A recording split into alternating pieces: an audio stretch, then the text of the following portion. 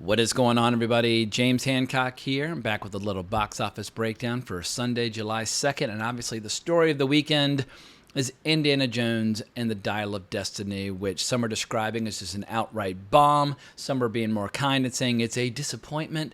But the reality is the movie's not good. It's not performing.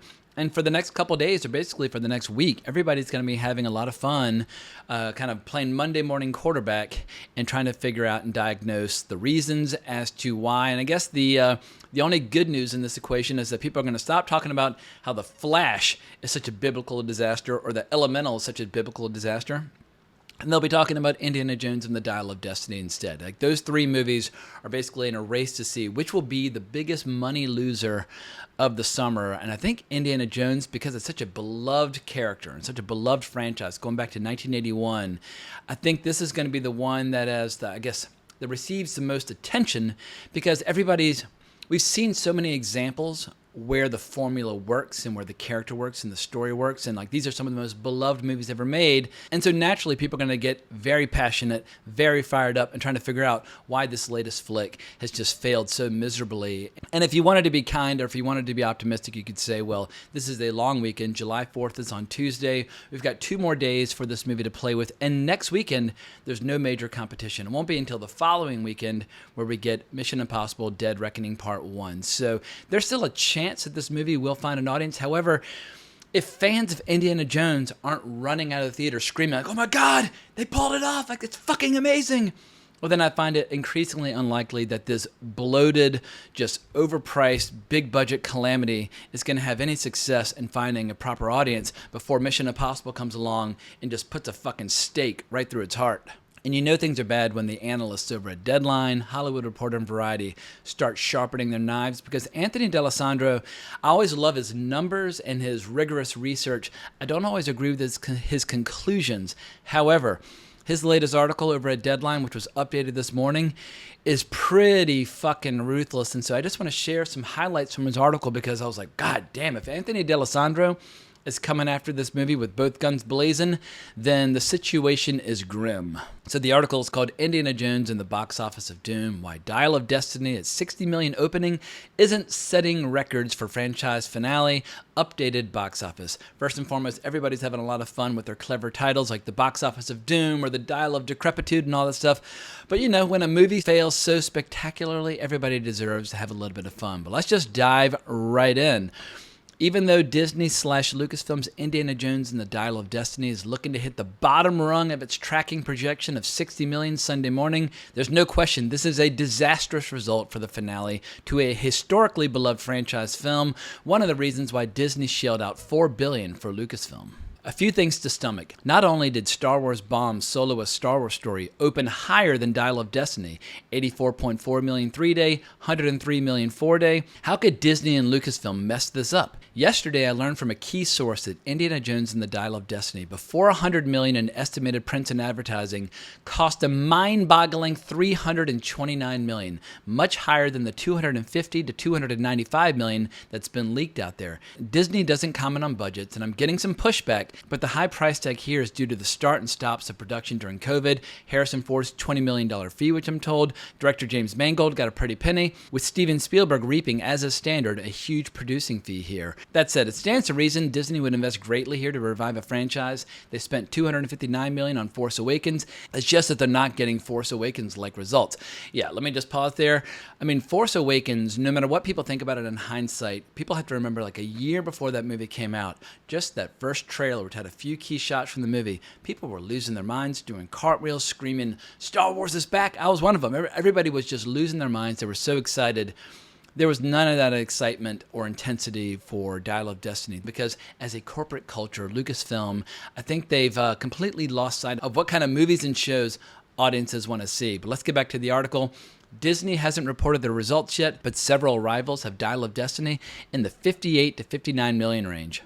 And let me just interrupt again, that number is absolutely horrific. With a movie as expensive as this, you want to open to like 125, 150. I mean, this is like a disaster on the level of The Flash, if not more so, because once again, historic brand, beloved IP, and wildly expensive. But getting back to the article, Indiana Jones and the Dial of Destiny has been destined to live in a temple of box office doom since world premiering at Cannes to lackluster reviews. This resulted in landing like a wet towel on tracking 3 weeks ago, with projections not budgeting. I think he meant to write budging there, but this article is getting updated, so who knows? Maybe that typo will be gone in 20 minutes' time. This despite the fact that Dial of Destiny had a marketing and publicity global campaign louder than The Flash, with the cast doing several interviews and $90 million in promotional partners. It's baffling that a storied franchise can end on a downer note at the box office in its finale. I found the movie out of Cannes to be too plug-and-play, laden in tropes of the franchise from the kid's sidekick to video game-like action. It completely lacked the breadth and nuance that Steven Spielberg provided in action scenes of the older films,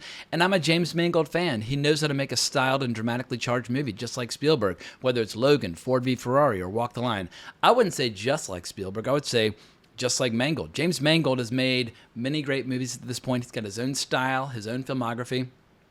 He was an excellent choice to direct this, but once again, I feel like the culture at Lucasfilm now is not a culture that leads to great bursts of imagination and creativity. It's stale, it's cautious, it's corporate. It feels overly calculated. I can't stand what Lucasfilm is doing these days, whether you're talking about Willow or Star Wars or Indiana Jones, but James Mangold was the right choice if Steven Spielberg was not going to direct. And obviously Harrison Ford is a total legend, but just from the script stage forward, they just made one mistake after another. But getting back to Anthony, I'm not too far off in my take on the film. CinemaScore audiences gave Dial of Destiny a B+, which isn't that far from the previous unloved 2008 installment, Indiana Jones and the Kingdom of the Crystal Skull, which landed a B. And this is where the article starts to get really good. So what the hell went wrong here with Indiana Jones and the Dial of Destiny? Lucasfilm is so precious and fastidious when it comes to developing Star Wars properties, and the legend with Indiana Jones is that these movies could never be made unless George Lucas and Spielberg and Harrison Ford saw eye to eye on the script. Remember all the TLC that J.J. Abrams and Lawrence Kasdan took in hatching Force Awakens? There were stories of them walking down New York City streets, hatching storylines. Given the black eye that Lucasfilm took on Last Jedi, Rise of Skywalker, and Solo from fans, they're careful not to just rush and dump sequels nowadays, thus the safety of building out the franchise on Disney+, which is why it's taken them so long to bake the next Star Wars sequels, which makes the misfire here with Dial of Destiny so concerning. And let me just pause here for a second and applaud Anthony D'Alessandro for his honesty, because more often than not, we see journalists kind of circling the wagons and protecting Lucasfilm and protecting studios. They want access to these studios. They want to be invited to the big premieres. They don't want to give them the harsh truths. But the fact that he's willing to acknowledge that Last Jedi, Rise of Skywalker, and Solo have been getting a lot of negative pushback from fans. For the longest time, a lot of these big trades would say, oh, well, the fans are just assholes, or the fans are racist, or the fans are this, or the fans are that. But the reality is, if these wildly expensive productions aren't generating the numbers that would justify these huge budgets, finally, the trades are willing to acknowledge something is very rotten at the core of Lucasfilm. There's a fucking cancer there, and I'll let everybody fill in the blank as to what that cancer is.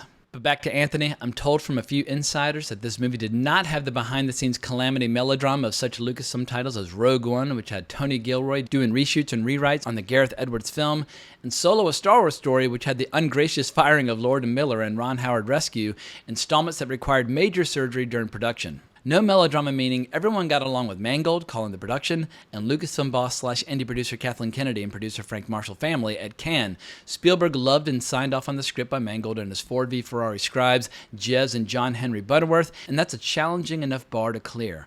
Yesterday I heard that several editors were brought in to get this one right. It's unfortunately apparent here that the sublime which Mangold delivered to the X-Men franchise with the R-rated Logan could not translate here to Indiana Jones.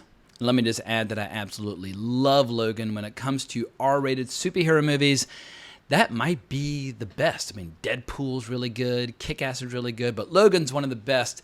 And everybody who's a fan of Wolverine or Professor X, when they go see that, they're like, fuck yeah, like this movie was made for me. I feel like 9 out of 10 X-Men fans probably like that. I know a few people did not like Logan, that thought it was too grim, too depressing, but most X-Men fans liked it. Indiana Jones fans do not like Dial of Destiny, and I suspect, this is my conspiratorial editorializing, I suspect they received some marching orders at one point from Kathleen Kennedy saying, kick Indiana to the curb and start grooming this franchise for Phoebe Waller-Bridge to be the new Indiana moving forward, because that is consistent with the Lucasfilm playbook. The Lucasfilm playbook, whether you're talking about Last Jedi or a movie like, or a show like Obi-Wan Kenobi, they take an historically beloved pop culture icon, make them look old and grumpy and ridiculous, make fun of them, kick him aside, and then make room for a new star. Out with the old, in with the new. And if it were just one movie or just one show, then nobody would really call that much attention to it. But now it's a consistent playbook or a consistent pattern at Lucasfilm, and people are wise to it, and they're fucking sick of it. But back to the expert, I've heard some scuttlebutt that one of the questions surrounding Dial of Destiny and Elemental were overinflated test scores, which encouraged Disney to brazenly send both movies to Cannes. In hindsight, a huge mistake. I'm still looking into this. However, the studio, with its top secret franchise MCU and Lucasfilm Fair, typically uses a friends and family testing system so that no spoilers are leaked in advance. Perhaps it's time to look under the hood and see if that sampling is still working. Yeah, if you're only screening your movies for family and friends, guess what? They're going to say, you're amazing, you're brilliant, blah, blah, blah. Friends and families want you to do well. They're not going to give you rigorous criticism. Sorry, I keep interrupting, but I'm very passionate about this topic. Back to the article. It's so not like Disney to stick their head out there on a chopping block with a movie on a global stage when it's not ready. The studio plots the marketing campaigns for the tentpoles like D-Day. Both of these planned tentpoles' commercial potential went out the window the minute Disney took them to Cannes. True, the Band-Aid would have been ripped off at some point in time. However, perhaps keeping the lid longer on these lukewarm movies and away from the press would have increased some box office revenue here on this crazy expensive sequel. But here's the consistent problem Indiana Jones has had at the box office and with critics, and that is he's always been in competition with himself. Raiders of the Lost Ark really blew audiences away back in 1982. He's got that wrong. It's 1981. Bringing new life to the old adventure serial movies, the pick grossed more than $212 million in its initial release and has had multiple reissues, making its way to $248.1 million. And once again, we're talking early 80s dollars. That's been the gold standard against which all indie sequels have been compared. Now I'm going to skip ahead just a bit because I don't feel like rehashing all the failures of Kingdom of the Crystal Skull. But then the article continues, which leads us to Dial of Destiny's meh results. Why so low? Because it's coming off a sequel not many loved, and it's playing the same game of Indiana Jones getting older. Couple that with sour reviews coming out of Cannes, plus the finale's older skewing audience, 42% over 45. Here, that's me. Who are slow to come to cinemas, and here we are with a less than stellar box office result. I would also add to that at this point, people have been burned too many times by Lucasfilm with subpar content. I mean, some people are going to say that a show like Andor is beloved, but Andor did not generate big numbers. But I would say that over the last 5 years or so, apart from the occasional, statistical outlier like the first season of The Mandalorian. Like season 3 of The Mandalorian absolutely sucked, but at least that first season was generating huge numbers, bringing people into Disney Plus, etc. and so forth. But I think now, more often than not, Lucasfilm is associated with piss-poor execution, or at worst, shows and movies that seem deliberately designed to alienate the fan base as opposed to satisfy the fan base. In contrast, take a movie like James Mangold's Logan, which was designed to appeal to the most hardcore X-Men fans imaginable. I always get the feeling that Lucasfilm is trying to build a new fan base at the expense of the old. And you just, once again, if it were just one show or movie in isolation, then it wouldn't be that big a deal. But a pattern has emerged over the last 5 years that Lucasfilm truly does not understand the fan base that loves the original trilogy of Indiana Jones films. Lucasfilm almost seems to have contempt for those fans as opposed to trying to design films and shows that will appeal directly to them. And for me at this point, it's clear that there is a cancer or a rot at the core of the corporate culture of Lucasfilm, and that rot kind of spreads out into all things. And of course, there are a few storytellers and a few filmmakers that are trying to do good work. But I saw Willow 150 times back in the late 80s. The show was an abysmal failure. Star Wars, I grew up watching those movies on repeat. At this point, I don't even say I'm a Star Wars fan anymore, even though I love those original films. When I think of the Star Wars brand or Disney Star Wars, I can honestly say I fucking hate Star Wars. Once upon a time, am I even allowed to say that? But between all the shows and movies they've been cranking out, apart from a few exceptions, yeah, I dislike Star Wars. And Lucasfilm has managed the impossible of making me dislike Indiana Jones. I mean, that original trilogy of films. I mean, more on that in my review of the film, as well as my top 10 Harrison Ford iconic roles video. But those movies are the definition of movie magic. It's like the definition of escapist entertainment and what like Hollywood blockbusters should aspire to be. The fact that people now have negative associations with all these brands, with all this intellectual property, people are going to be using Lucasfilm as a case study for brand mismanagement for many years to come. I went to business school, and all you ever do is go through case studies and figure out like where did the companies go right, where did they go wrong, and it's abundantly clear now over the last 10 years, Lucasfilm has made one critical failure after another. And it's either time to completely close it down, which obviously Disney's not going to do because they bought it for $4 billion, or just clean house, fire everybody, and just start over. If you want to keep those brands, great. But I feel like Lucasfilm is supposed to stand for imagination and creativity. And that means at a minimum, try some new stories, try to create some new original IP in the spirit of Star Wars, in the spirit of Willow, in the spirit of Indiana Jones, that perhaps might bring in those new fans that Lucasfilm so desperately craves. But I just feel like at this point, they're doing everything wrong, and it's time to do something really drastic and really clean house. Otherwise, Lucasfilm is just going to continue to crank out overpriced shows, overpriced movies, and lose Disney money hand over fist. But here's some more hard facts from the article. Dial of Destiny's problems, to a certain degree, aren't that different from Flash's. More than Ezra Miller's lack of publicity on that DC film and tabloid dilemmas, that DC movie at the end of the day was a B cinema score and way too long at 2 hours and 24 minutes. Dial of Destiny has a similar grade and is also too long at 2 hours and 34 minutes. I 100% agree. If anything, Indiana Jones should stand for tight, economical, thrilling storytelling. It should not feel overly long and exhausting. And so much of Dial of Destiny just felt overly long and exhausting and uninspired. And here's the end of the article with an interesting stat. All ticket sales for movies are at 127 million, off 33% from a year ago when the weekend counted 189.9 million per Box Office Mojo, led by Universal Illumination's Minions: Rise of Gru, which racked up 140.6 million over its holiday Friday to Tuesday. July 4th fell on a Monday. Indiana Jones is expected to be around 82 million over its 5 days, around 40% less than Minions' take last year.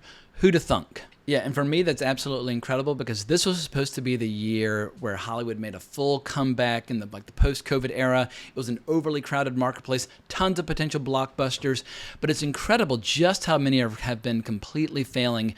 And my theory is that Hollywood is going through right now a similar transition point to what they went through in the 60s, where a lot of big-budget musicals and big-budget historical epics were failing in spectacular fashion.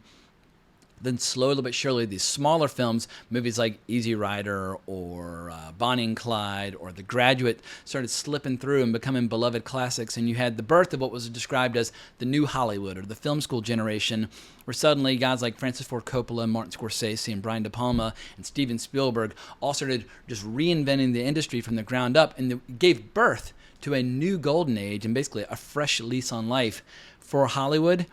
And I think a similar thing is needed now, where you have a lot of tired, boring old franchises, or a lot of tired, boring old approaches to movies. And what people are really craving is something new and exciting and dynamic. Movies have more competition than ever before, and you have to give them a damn good reason to go to the theater. So let's look at the full top 10 and see what's doing well and what's not doing well. So at number 2, we have Spider-Man Across the Spider-Verse, which now has a domestic total of 339 million. That is very respectable. So obviously, when something's fresh and exciting, audience members will still show up. But in a two-way tie for second place, we have Elemental. Elemental is showing that it's got some legs, but it started off so low that even though it's hanging in there after a couple weeks, its total now is only up to 88.6 million. Once again, Elemental, Flash, and Dial of Destiny are all abysmal failures. No Hard Feelings at number 4 is doing okay. It's got a total of 29.3 million. I actually thought that movie was criminally unfunny. I mean, it has one great bit with Jennifer Lawrence on the beach beating the fuck out of people when she's in the nude, but on the whole, I did not find it to be particularly funny. But if it does well, then maybe we'll get more R-rated comedies, which is something I would regard as a net positive. Number 5, we got Transformers: Rise of the Beast. It's only up to 136 million. I mean, if that movie had opened to 136, fantastic. But after 4 weeks, I don't think we're going to be seeing a lot of big budget Transformers movies moving forward. This movie, everybody thought it was going to be the return of the franchise after Bumblebee, but it's just not happening. Number 6, Ruby Gillman, Teenage Kraken. I have no idea what the fuck that is, so somebody out there needs to tell me. It looks like it's probably a kid's movie. Rounding out the rest of the top 10, got Little Mermaid, which has managed to get up to 281 domestic. The Flash, which has not yet broken 100 once again. The Flash should have opened to 150. The fact that in week 3 it's at 99 is absolutely embarrassing. And to compound the humiliation, The Flash is losing nearly all of its screens. It's going to digital on July 18th. I think from every conceivable point of view or metric, that movie was an abysmal failure. I really enjoyed seeing Michael Keaton back as Batman, but at this point the fans have spoken and they have rejected The Flash for a whole host of reasons, but I think front and center, Ezra Miller. Audiences do not like Ezra Miller. They do not want to see Ezra Miller, so Ezra Miller, go away. But here's an interesting one, rounding out the top 10. We have Asteroid City at number 9, which is now up to 1,901 theaters. I mean, Wes Anderson, very rarely is Wes Anderson big box office. Like, The Royal Tenenbaums did well, and Grand Budapest Hotel was his biggest success. But the movie's now up to 18.1 million. I would love to know what the budget was on Asteroid City and what number Focus Features would regard as a success, because I love seeing a film that's regarded as more of like a specialty film directed by an auteur filmmaker in the top 10. But obviously at this point, it's not going to be another Grand Budapest Hotel. Personally, I thought Asteroid City was one of Wes Anderson's weaker efforts. However, I still love and adore Wes Anderson. I'll be recording a podcast about the early days of his career this Wednesday, which I'm eagerly looking forward to. So with June now in the rearview mirror, we can see that of the big budget releases last month, 3 of them were major failures and 1 was a success. And I always find it interesting seeing what conclusions people come to when diagnosing the reasons as to why a movie failed. And usually people will look for like a narrative or an overly simplistic reason, and obviously it's always due to a variety of factors. But I think for me, more than anything, it's about execution. People will say, oh, people don't like The Flash because of superhero fatigue. Well, was it a good superhero movie or was it a bad superhero movie? I thought it was 50-50. Some people thought it was just absolutely dreadful.